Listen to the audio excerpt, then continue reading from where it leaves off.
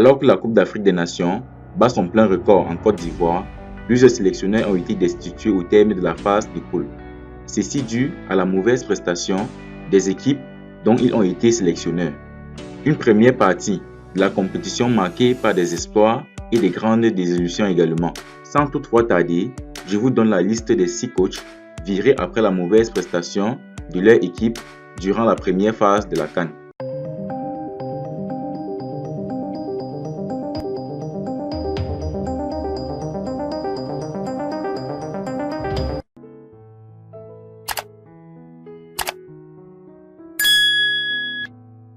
La Côte d'Ivoire, le pays organisateur, réveillé avec le casque à boulons au lendemain de l'humiliation de son équipe face à la Guinée équatoriale. La Fédération ivoirienne de football a viré de son poste d'entraîneur le Français Jean-Louis Gazette pour résultat insuffisant conformément au contrat objectif visé par la Fédération ivoirienne de football. L'ancien international MS Faye, son adjoint, assurera l'intérim sur le banc ivoirien en cas de suite dans la compétition, en attendant l'ouverture d'une procédure de recrutement du nouveau sélectionneur-entraîneur. La Gambie, éliminée dès le premier tour de la Coupe d'Afrique des Nations, la Gambie perd son sélectionneur Tom Saintfiet après sa démission le 23 janvier. Le Belge, en poste depuis 2018, avait notamment mené la Gambie en quart de finale de la CAN 2022 pour sa première participation. C'est en conférence de presse que l'ex-sélectionneur de la Gambie a annoncé la nouvelle. Il s'est exprimé en disant « Je veux annoncer que c'est mon dernier match comme sélectionneur de la Gambie. J'ai un contrat jusqu'en août 2026, mais il est temps pour moi de partir », a dit Tom Saintfiet après 5 ans à la tête de la sélection gambienne. Le Ghana, il fallait s'y attendre pour Chris Hughton. Le technicien a été remercié par la Fédération ghanéenne de football au lendemain de l'élimination de la sélection dès le premier tour de la Coupe d'Afrique des Nations. La Fédération ghanéenne de football a annoncé que Chris Hughton a été démis de ses fonctions d'entraîneur-chef à l'équipe nationale senior avec effet immédiat.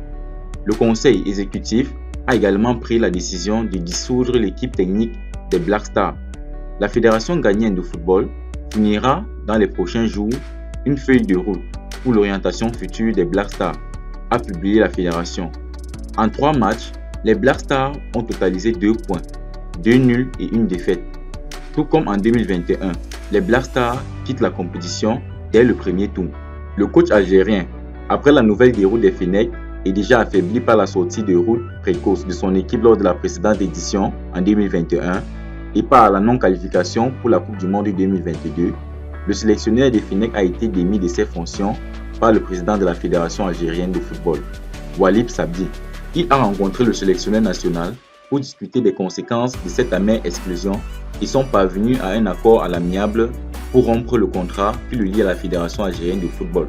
Ils ont remercié Djamel Belmadi pour tout ce qu'il a fait pour l'équipe et l'ont souhaité bonne chance pour la suite dans sa carrière. Le coach tunisien, après la prestation très modeste de l'équipe nationale de Tunisie qui a conduit à son élimination dès le premier tour du tournoi, l'entraîneur Jalel Kadri a annoncé mercredi 24 janvier 2024 qu'il quitte son poste de sélectionneur.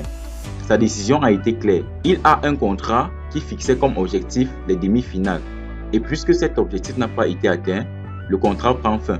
C'est sa décision et c'est ce que le contrat stipule, a-t-il annoncé. Le coach tanzanien, double peine pour Abdel Amrouche, le désormais ex-sélectionneur avait écopé d'une suspension de 8 matchs et d'une amende de $10 000 par le conseil de discipline de la CAF après ses propos contre la Fédération du Royaume marocain de football. Amrouche a été limogé en plein CAN alors que son équipe venait de perdre 3-0 contre le Maroc, complétant ainsi la liste des 6 entraîneurs virés depuis le début de la compétition.